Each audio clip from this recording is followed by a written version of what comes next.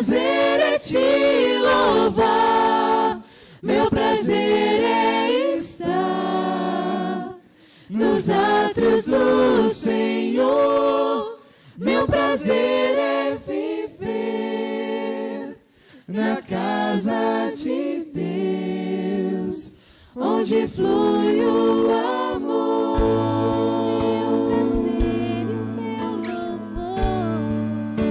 Onde flui o amor. O Senhor ministrando louvor. Ministrando louvor. Queridos, que a graça e a paz do nosso Senhor seja com cada um de nós essa noite, amém? É uma alegria muito grande compartilhar mais uma vez daquilo que Deus tem a fazer nas nossas vidas, falar aos nossos corações.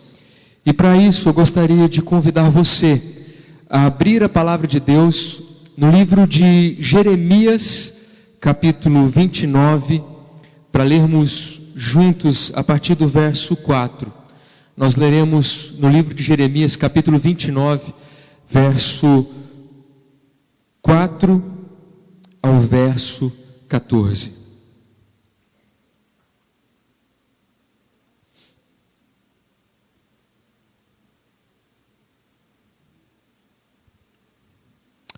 Antes de lermos a palavra de Deus, a gente sempre tem o costume de apresentar quem é especial para a gente. E tem parte da minha família aqui hoje, e eu gostaria de apresentar para outra parte da minha família, que é a segunda igreja. A minha mãe está presente aqui, queria pedir para ela se colocar de pé, para que a igreja conheça. Essa é a minha mãe, não parece a nova, bonita, é a minha mãe. Queridos, no momento mais difícil da minha vida, na maior crise que eu e a minha família, e quando eu falo eu e minha família, eu quero dizer eu e a minha esposa, o momento mais difícil da nossa vida, que nós atravessamos a crise mais profunda, Deus ministrou o meu coração através desse texto. Isso já tem alguns anos. Eu gostaria de compartilhar com você aquilo que Deus compartilhou comigo no momento mais difícil da minha vida. Diz assim a palavra de Deus em Jeremias capítulo 29, a partir do verso 4. Assim diz o Senhor dos exércitos, o Deus de Israel, a todos os exilados que eu deportei de Jerusalém para a Babilônia: edificai casas e habitai nelas. Plantai pomares e comei o seu fruto. Tomai esposas e gerai filhos e filhas. Tomai esposas para vossos filhos e dai vossas filhas a maridos, para que tenham filhos e filhas. Multiplicai-vos aí e não vos diminuais. Procurai a paz da cidade para onde vos desterrei e orai por ela ao Senhor, para que na sua paz vós tereis paz. Porque assim diz o Senhor dos exércitos, o Deus de Israel: não vos enganem os vossos profetas que estão no meio de vós, nem os vossos adivinhos, nem deis ouvidos aos vossos sonhadores, que sempre sonham segundo o vosso desejo, porque falsamente vos profetizam, eles em meu nome. E eu não os enviei, diz o Senhor. Assim diz o Senhor: logo que se cumprirem para a Babilônia 70 anos, logo que se cumprirem para a Babilônia 70 anos, atentarei para vós outros e cumprirei para convosco a minha boa palavra, tornando a trazer-vos para este lugar. Eu é que sei que pensamentos tenho a vosso respeito, diz o Senhor, pensamentos de paz e não de mal, para vos dar o fim que desejais. Então me invocareis, passareis a orar a mim, e eu vos ouvirei. Buscar-me-eis e me achareis quando me buscardes de todo o vosso coração. Serei achado de vós, diz o Senhor, e farei mudar a vossa sorte. Congregar-vos-ei de todas as nações e de todos os lugares para onde vos lancei, diz o Senhor, e tornarei a trazer-vos ao lugar de onde vos mandei para o exílio. E tornarei a trazer-vos ao lugar de onde vos mandei para o exílio. Vamos orar mais uma vez, queridos. Pai, com temor eu me coloco na tua presença, para que o Senhor me use como canal de bênção na vida do teu povo, para que o Senhor fale e comunique as tuas vontades aos nossos corações. E mais do que isso, eu quero pedir ao Senhor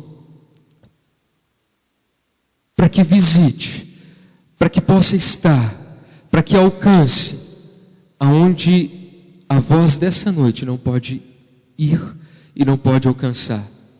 Eu não sei, eu não tenho noção de como a igreja se encontra na tua presença, de por que o Senhor os atraiu aqui nessa noite, por que o Senhor nos atraiu aqui nessa noite. Mas eu quero acreditar que o Senhor tem uma obra a fazer nas nossas vidas, a realizar nas nossas vidas, continuar realizando, acreditando que já foi feito algo maravilhoso aqui nesse lugar, nessa noite. Em nome de Cristo Jesus, é a oração que pedimos, acreditando que o Senhor tem algo a fazer nesse momento, as nossas vidas, no nome de Cristo Jesus. Amém, Senhor. Amém. Se você e eu abrirmos a palavra de Deus, no livro de Jó, nós vamos olhar para um homem que, em determinados momentos de sua vida, nós nos vemos como em espelho, alguém semelhante a nós, que perdeu alguém que amava, que perdeu algo que tinha conquistado, que viu a sua vida desmoronar à sua frente.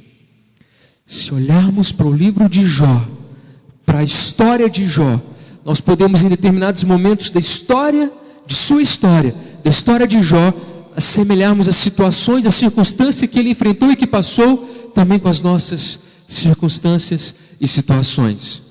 Contudo, querido, às vezes, a forma como Jó enfrentou essa situação, a forma como Jó lidou com essa situação, tenha sido diferente da forma como eu e você temos enfrentado as nossas situações, as nossas adversidades, as nossas tribulações.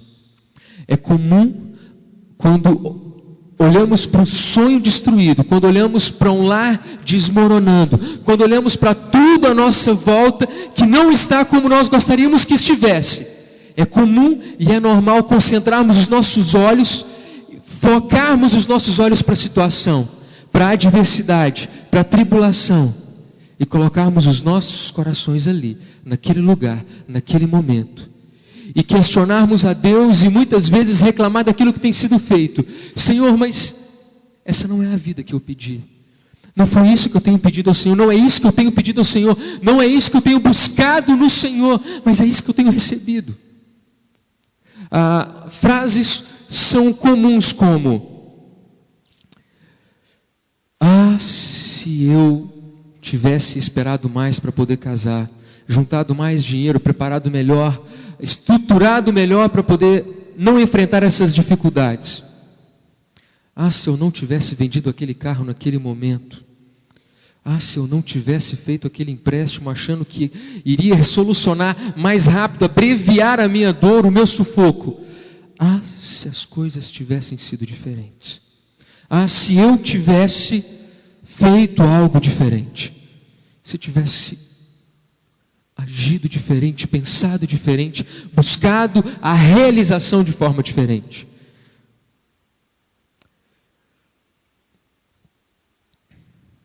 O momento mais difícil da minha vida, eu não tinha lágrimas mais para chorar.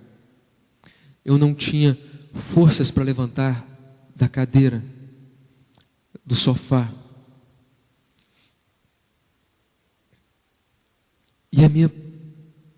E a grande perturbação que estava dentro do meu coração era: Deus, eu não aguento mais. Eu ultrapassei os limites.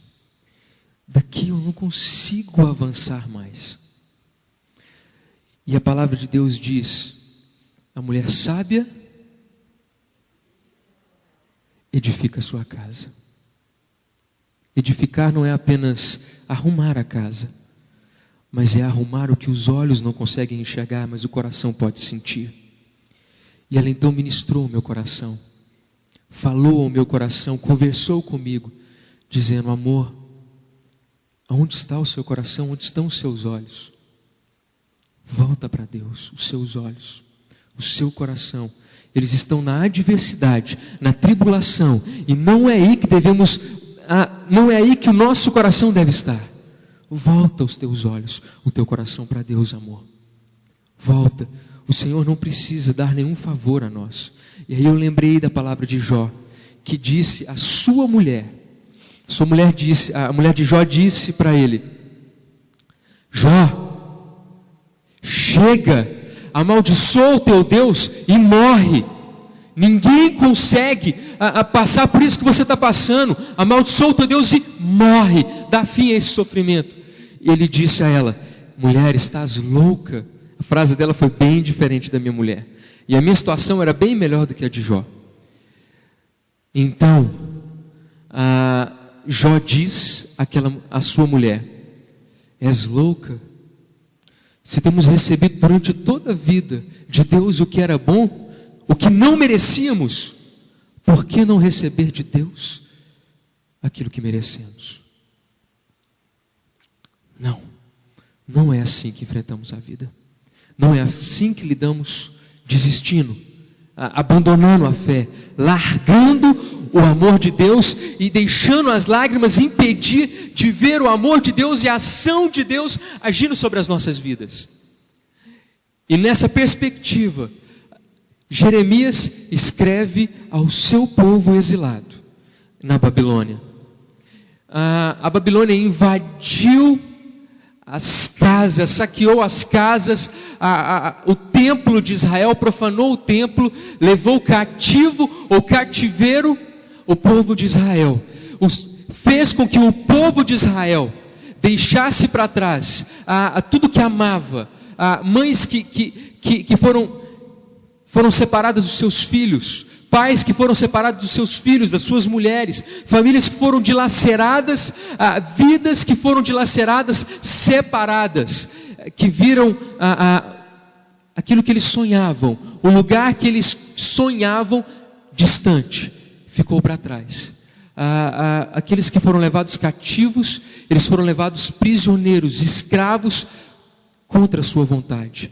Eles não queriam ser escravos, eles não queriam ir para onde eles estavam indo, eles não queriam viver ali naquele lugar chamado Babilônia. Eles amavam a sua casa, eles amavam estar no seu povo, eles amavam adorar a Deus no seu templo, eles amavam estar onde estavam. Contudo, por causa da desobediência, por andar errante, em caminhos completamente diferentes daqueles pelos quais Deus os chamou para andar, o Senhor então os manda cativo para a Babilônia. E ali naquele lugar, eles sofrem, eles choram, porque eles não queriam estar ali. Não era a vida que eles tinham escolhido viver. Não era a vida que eles tinham sonhado para os seus filhos. Mas agora eles veem ou os seus filhos escravos ali naquele lugar, ou eles estão distantes dos seus filhos, sem notícias, sem saber o que estava acontecendo. Uma desgraça total dominou a nação do povo de Israel. E Jeremias, que não tinha mais influência sobre a vida do seu povo, que não exercitava mais influência sobre o povo, fica em Jerusalém. E de lá, alguém que não oferecia, entendam isso, alguém que não oferecia nenhum risco para a Babilônia. Eles levaram cativos para a Babilônia as pessoas que exerciam influência, que poderiam de alguma forma incitar alguma rebelião e livrar o povo do cativeiro. Jeremias era alguém que não tinha mais influência sobre a vida do povo. Então Deus o levanta a escrever uma carta para aquele povo e para mim e para você nessa noite, para comunicar algo da parte de Deus às nossas vidas, ao nosso coração. Exílio é muito mais do que um lugar. Muito mais do que um lugar nesse texto chamado Babilônia. Exílio é um estado de espírito, da pessoa estar onde ela não quer estar, fazer o que ela não quer fazer, conviver com quem ela não quer conviver. É muito triste estar num lugar onde não se quer estar.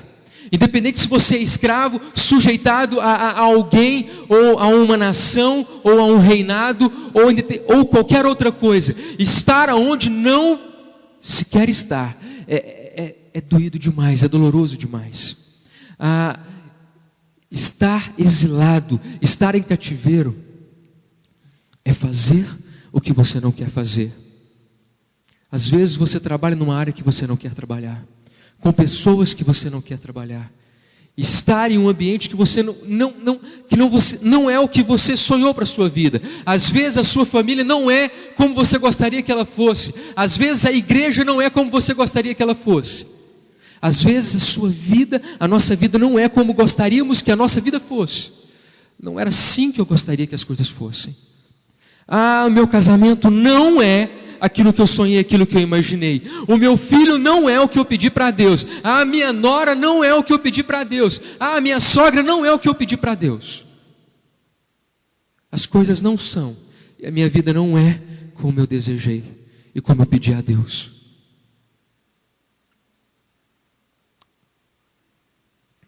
E nesse momento, a gente se frustra quando os nossos sonhos são mais... Quando a realidade ela tem um peso muito maior do que os nossos sonhos, aquilo que sonhamos, ou quando os nossos sonhos, aquilo que desejamos ter, aquilo que buscamos, fala mais alto do que aquilo que temos. Sofremos demais quando desejamos, quando queremos aquilo que não possuímos e perdemos aquilo que era tão especial. Como lidar com isso? Com a perda, com o sonho de ter, mas não poder? Como lidar com essa situação? O que eu sonho tem um peso muito maior na minha vida e eu sofro, porque o que eu quero é mais importante do que o que eu tenho.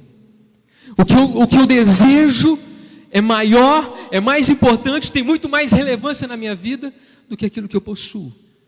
Na minha casa, na minha família, na minha vida espiritual, eu quero as coisas maiores, melhores. Como lidar com isso? Essa era a situação do povo de Israel lá no exílio.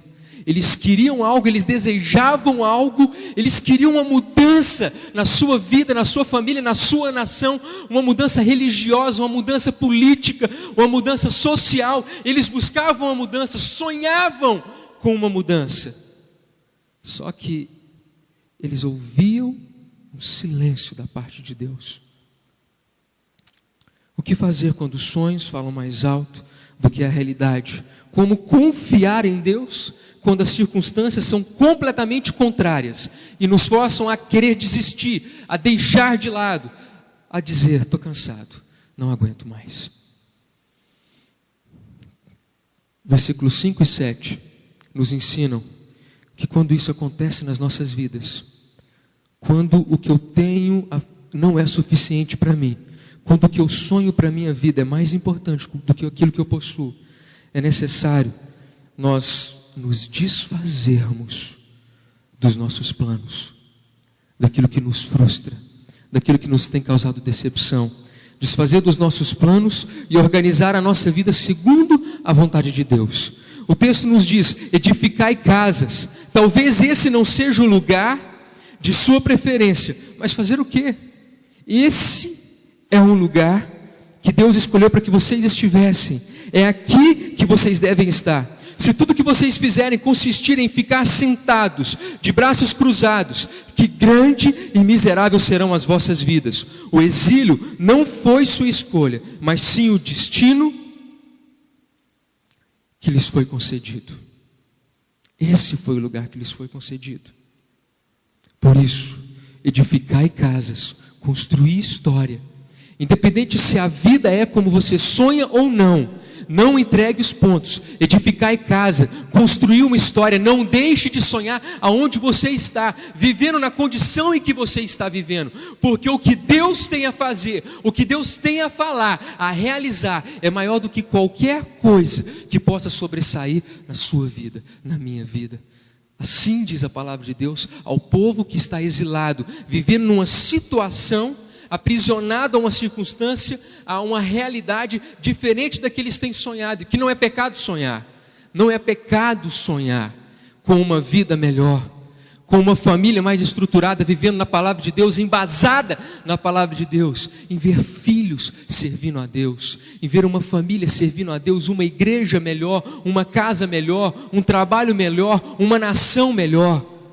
Não é pecado, mas não podemos entregar a nossa vida às frustrações, à discórdia. Ele continua dizendo: plantai pomares, conheçam o ritmo das estações, façam diferença, busquem sobressair, ir além do esperado e até mesmo de suas próprias expectativas. Tempo de exílio é tempo de superação. Tempo de exílio é tempo de superação. A frustração não pode ser maior do que o seu conhecimento da situação. Você não pode se entregar, se aprisionar, cruzar os braços. Conheça as coisas ao seu redor. Veja o que está acontecendo. Conheça cada vírgula, cada ponto estratégico do lugar onde você está, da circunstância pela qual Deus colocou à sua frente, para que você enfrente, mas não desiste jamais. Para que você enfrente. Não desiste, não desista. Supere as suas expectativas, supere a adversidade que está à sua frente. Não olhe para a situação, olhe para aquele que te colocou ali naquele lugar. Olhe para Deus, não desvie jamais desse foco, porque em Cristo Jesus, as adversidades, elas têm como objetivo nos aproximar de Deus, fazer com que os nossos joelhos se dobrem no momento que nós acreditávamos que a nossa força, que a nossa razão, que a nossa mente tinha condições de responder todas as perguntas, que a nossa força, que o nosso corpo tinha condições de enfrentar qualquer batalha. E nesse momento, como cantamos aqui nesse lugar, quando eu estou fraco, quando as pessoas ao nosso redor estão fracas, nós podemos olhar para elas e dizer que elas podem fortalecer a sua vida e o seu espírito em Cristo Jesus. Quando os meus olhos estão dobrados, eu sou mais forte. Quando a situação às vezes me leva a ajoelhar, a prostrar na presença de Deus, ali, naquele lugar, naquele momento, o Senhor vai operar o milagre na minha vida. Tomai esposas e gerai filhos e filhas. Tomai esposas e gerai filhos e filhas. Vocês não podem ser as pessoas que Deus quer que vocês sejam, se ficarem distantes das demais pessoas. O que vocês têm em comum é mais importante do que o que os diferenciam. E isso é muito importante. O profeta queria que eles entendessem que eles olhavam para as outras pessoas e viam defeitos uns nos outros e tudo estava errado. Dificilmente, a igreja vai concordar comigo, dificilmente vemos os nossos defeitos e damos relevância aos nossos defeitos. E não olhamos para os nossos defeitos como olhamos para o defeito do outro. E aqui nesse texto, quando o profeta Jeremias diz, vocês precisam constituir família, tomar esposa, gerar filhos, dar os vossos filhos e as vossas filhas em casamento, vocês precisam continuar uma história e aprender a olhar um para o outro, a se relacionar, porque o que os une é mais importante do que as vossas diferenças, do que as suas diferenças. Vocês têm algo em comum, duas coisas em comuns, nós somos pecadores de forma igual. O que torna o Tiago Brito um pecador, também me torna um pecador. E não é simplesmente o que fazemos, mas é o que somos, pecadores. Nascemos. E não importa quantos pecados, se poucos ou muitos, somos iguais, pecadores. Não importa quem é mais bonito, quem tem mais talento, não importa quem prega, quem canta, quem toca, quem ora, não importa o que fazemos, jamais alcançaríamos a salvação em Cristo Jesus pelos nossos méritos, por aquilo que podemos fazer ou realizar. Somos pecadores e isso nos torna iguais. E temos outra coisa em comum no âmbito espiritual. Temos a graça de Cristo presente nas nossas vidas.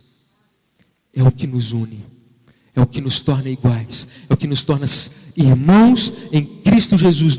Somos irmãos no sangue de Cristo Jesus. Você pode repetir isso comigo? Somos todos. Eu disse todos, não alguns. Pensa bem nisso quando você está falando. Somos todos, fala firme. Somos todos irmãos em Cristo Jesus. Somos diferentes, porém da mesma família. E quem é visitante aqui, vai entender aos poucos quando você for se ambientando mais na igreja, participando mais.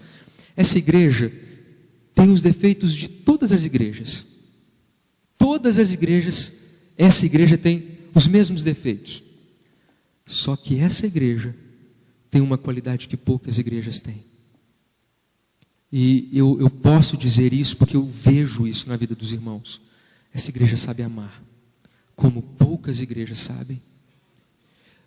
Contudo, irmãos, não esqueçamos, precisamos sempre progredir, crescer cada vez mais, amando cada vez mais, respeitando cada vez mais, valorizando cada vez mais, olhando para o outro e entendendo que ele é pecador como eu sou, mas que ele é meu irmão em Cristo Jesus, que Deus me amou para que eu o amasse da mesma forma. Da mesma forma. Queridos, o texto continua dizendo que precisamos desfazer dos nossos planos e organizar as nossas vidas segundo a vontade de Deus, edificando as nossas casas, construindo a nossa história, plantando pomares, trabalhando, focando no trabalho, no ministério e deixando as outras coisas que nos desviam do que Deus tem para que nós realizemos. Tomando esposas, gerando filhos, dando filhos a casamento, dando sequência à nossa história, contando a nossa história para os nossos filhos e procurando a paz. Procurai a paz, busquem a paz e orem nesse momento, para que possam ver a mão de Deus. Parem de sentir pena de si mesmos. O objetivo de uma pessoa de fé não é viver da forma mais confortável possível, e sim da forma mais profunda e íntegra na presença de Deus. Deus não nos chamou para termos uma vida mansa, simples, sem contradições, sem controvérsias, sem dificuldades, mas Ele nos chamou para termos uma vida íntegra e profunda na sua presença. Foi para isso que Deus nos chamou, para conquistarmos isso. Queridos, Deus queria ensinar isso ao seu povo, por isso Ele os levou a viver e a estar ali naquele lugar, naquela circunstância.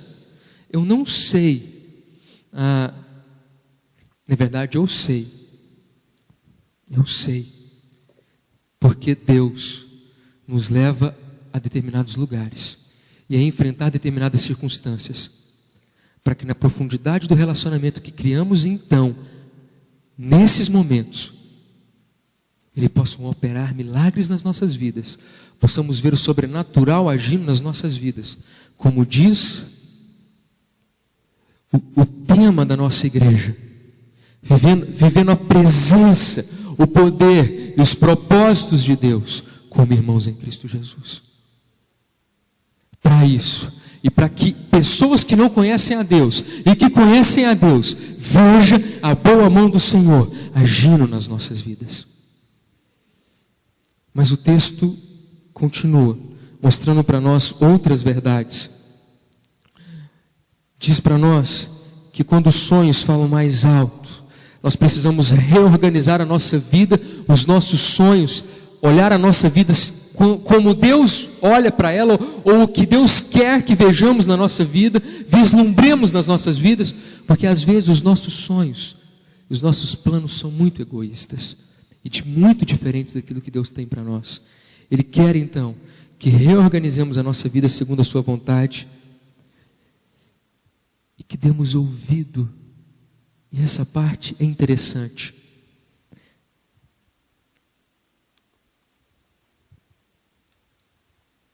É necessário ouvir quem ouve Deus, andando segundo a vontade do Senhor. Por que ouvir quem ouve Deus? Por quê? Porque o povo de Israel deixou de ouvir a voz do profeta.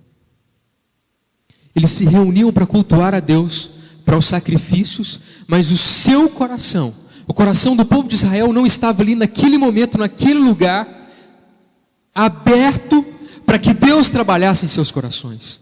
Eles não tinham os corações dispostos. As suas vidas, os seus ouvidos não estavam dispostos a ouvir, não estavam entregues àquele momento e não estavam entregues ao Senhor. Quantos passam uma vida inteira determinados a estar dentro de uma igreja, mas não ouvir e andar segundo a vontade de Deus? Como eu posso sentir contentamento e satisfação na vida que Deus me deu, se eu não permito que Ele fale e chegue até o meu coração, as suas palavras? Quantas vezes o pastor prega, e irmãos, quem não veio aqui na quinta-feira, acesse o site e ouça a mensagem que foi pregada aqui na quinta-feira, na quarta-feira. Ouça a mensagem que foi pregada aqui na quarta-feira. Eu poucas vezes na minha vida, ouvi uma mensagem tão desafiadora, que batesse tanto na minha visão, na mediocridade da minha vida como crente, que eu preciso crescer mais, que eu preciso fazer mais, que quanto mais eu faço, eu ainda estou distante de alcançar aquilo que Deus colocou para mim. Acesse, ouça, veja, escute aquilo que Deus tem para falar ao seu coração. Acesse a internet e ouça aquilo que foi ministrado na quarta-feira, sobre crescimento espiritual, sobre como a igreja precisa caminhar e andar. É necessário nós ouvirmos. A única oportunidade para que desfrutemos da verdade, de viver pela fé, de andarmos pela fé, é nas circunstâncias em que vivemos no presente. São nessas circunstâncias. Não é na que sonhamos, é no hoje, no agora, no presente. Eu preciso ouvir e aproveitar esse momento, a dádiva de Deus, o privilégio que Ele me deu de viver, de vivenciar, e nesse momento ter como oportunidade, privilégio de vivenciar pela fé. Não vivam do passado ou de sonhos. É necessário nós considerarmos o passado e necessário também sonharmos. Mas nós não podemos parar a nossa vida, aprisionar a nossa vida e a nossa visão naquilo que um dia vivemos e tivemos, ou naquilo que tanto desejamos e queremos.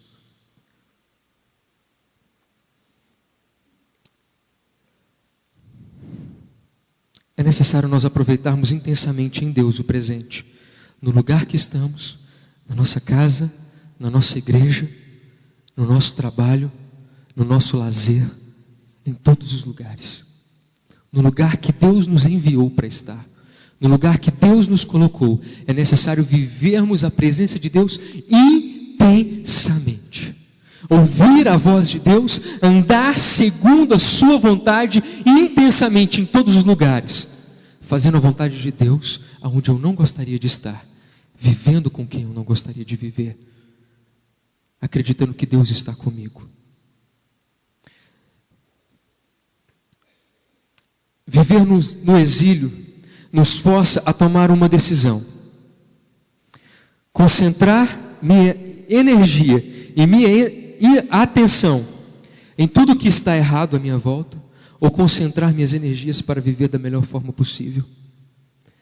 Só que sempre é mais fácil entregar os pontos. Sempre é mais fácil entregar os pontos.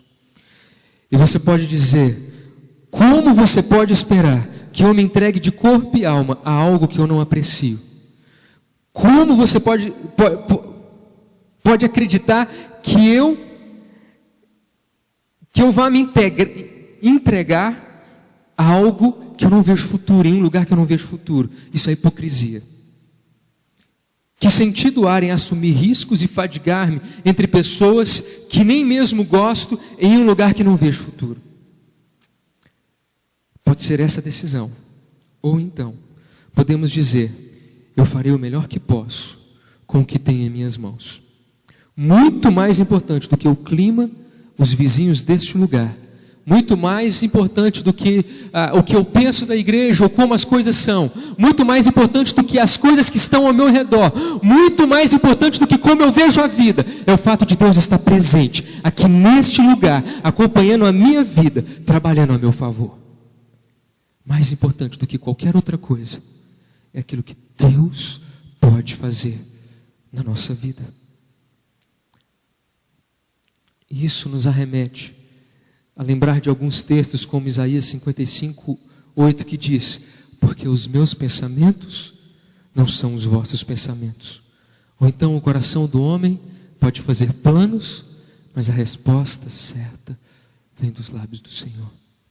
Pensei que tudo podes e nenhum dos teus planos pode ser frustrado.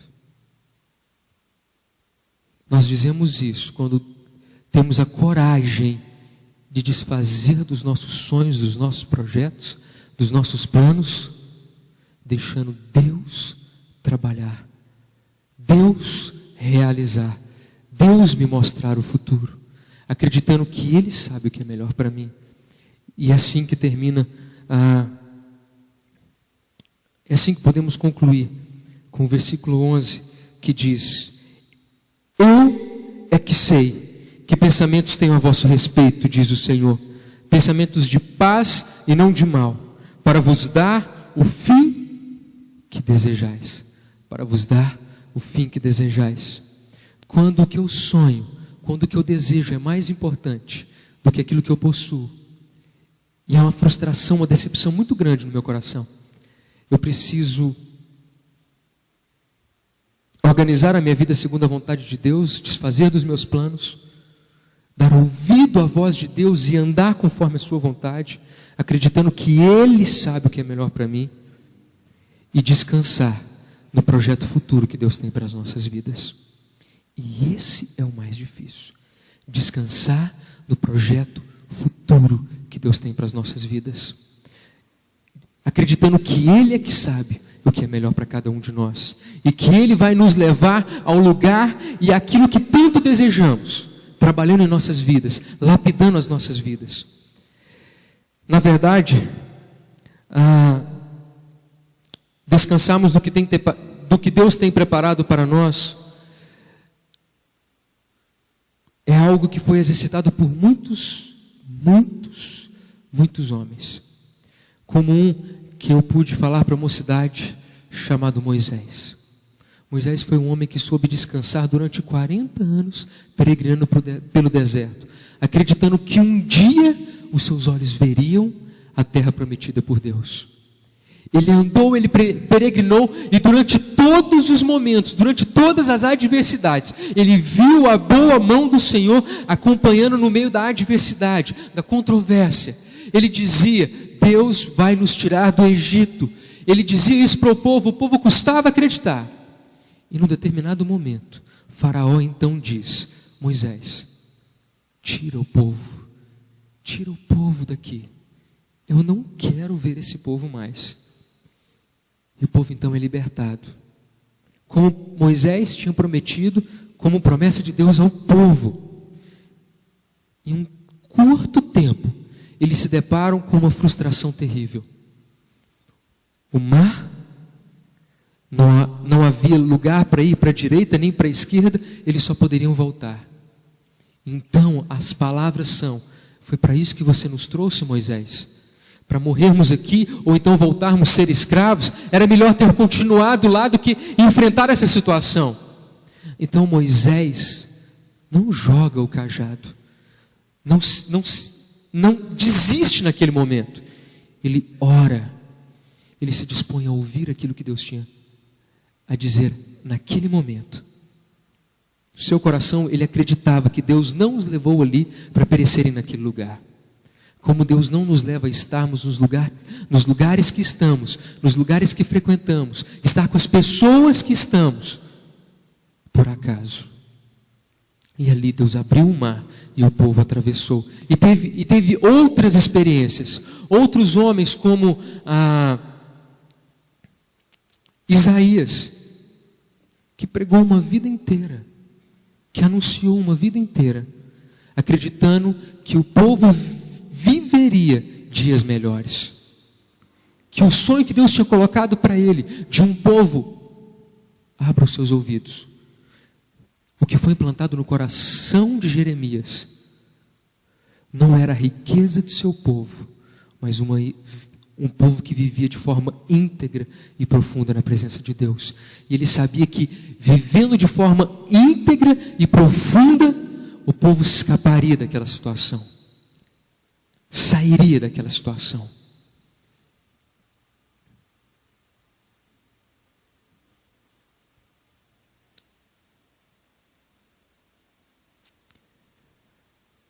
Esses homens, eles foram no auge de sua existência e de sua luta,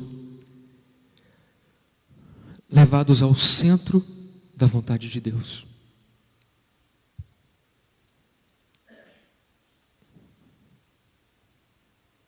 Porque eles entendiam uma coisa: que Cristo viveu a vida que eles não poderiam viver. E carregou o castigo que nós não poderíamos suportar.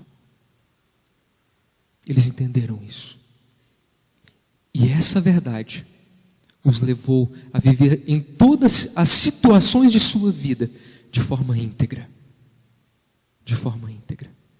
Eles tiveram seus pecados, mas eles compreenderam que Jesus tinha vivido a vida que eles jamais poderiam viver e carregado o castigo que eles não poderiam suportar. Eles entenderam que não foram os escravos que prenderam Jesus a uma cruz, mas foi o seu amor incondicional por nós, por mim e por você. Entendeu que Ele morreu por nós, para não morrermos perdidos nos nossos delitos e pecados. E numa determinada manhã, quando Jesus já estava morto, alguém que amava Jesus foi visitar o túmulo.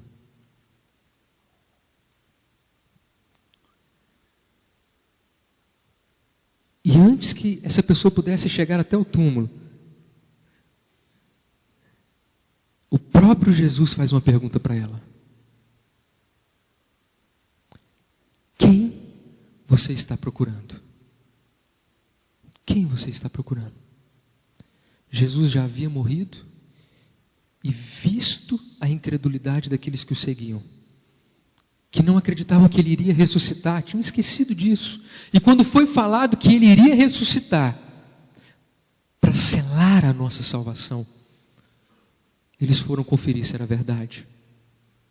Mas antes que a pessoa pudesse chegar, o próprio Jesus disse: quem você procura? Quem você procura?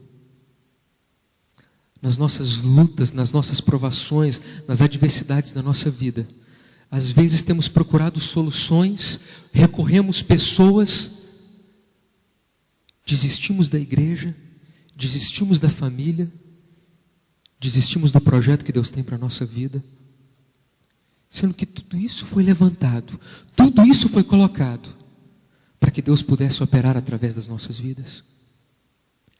Quando tudo isso é colocado à prova, o que procuramos? Quem procuramos?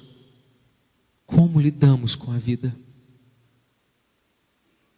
Eu espero que todos os dias, quando você entra aqui nesse lugar, todos os dias que você entra aqui, você possa encontrar aquilo que você tem buscado: Cristo Jesus, a salvação, o renovo, a força que nos tem faltado durante as adversidades. Sabe por que muitas pessoas se decepcionam com Deus? Porque elas têm buscado em Deus coisas diferentes da que Ele tem a nos dar. E às vezes o que Ele nos tem dado tem sido pouco daquilo que temos buscado. As pessoas se decepcionam porque porque elas muitas vezes têm buscado coisas que não é o que Deus tem a oferecer a elas. Mas eu espero que aqui nesse lugar, nessa noite, você tenha encontrado o que você buscou, o que você veio buscar. E se não é o que você veio buscar, que Deus possa completar aquilo que foi dito, possa falar algo ao seu coração. Eu quero te dizer uma coisa: o Espírito do Senhor está presente aqui nesse lugar para fazer uma obra na nossa vida todos os dias e para nos acompanhar ao longo da nossa luta e da nossa jornada. Eu fiz um trato, um acordo com um grupo de sexta-feira.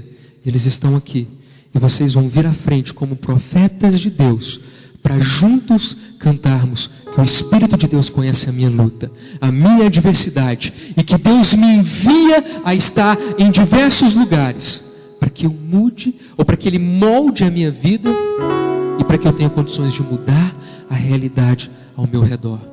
Queridos, venham e juntos vamos cantar que o Espírito do Senhor está aqui nesse lugar, transformando as nossas vidas, dando suporte ao nosso coração, à nossa vida, realizando uma obra, transformando os nossos dias, o desânimo, a fraqueza, em uma grande fortaleza,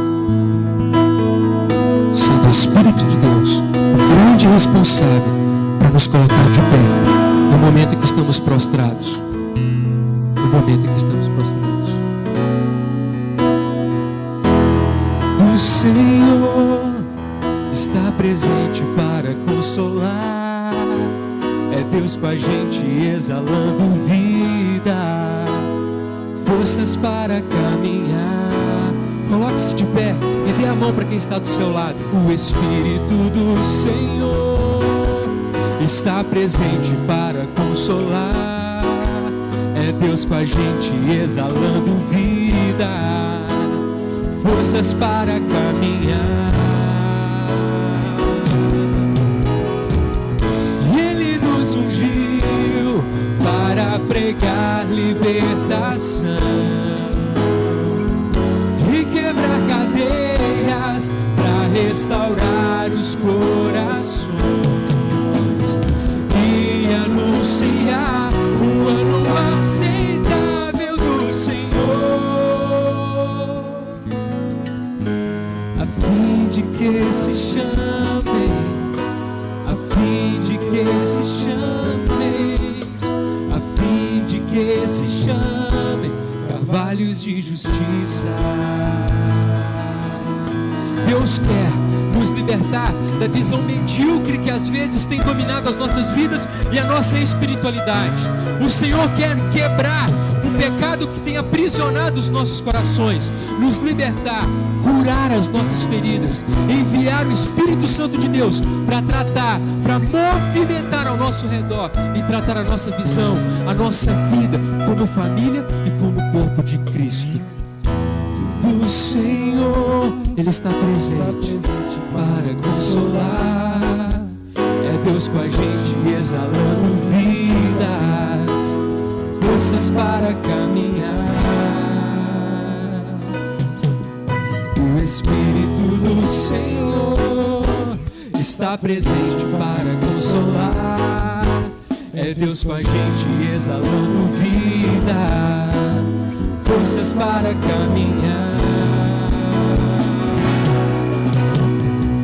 Ele nos ungiu para pregar libertação e quebrar cadeias, para restaurar os corações e anunciar o ano aceitável do Senhor, a fim de que se chamem, a fim de que se chamem, a fim de que se chamem carvalhos de justiça,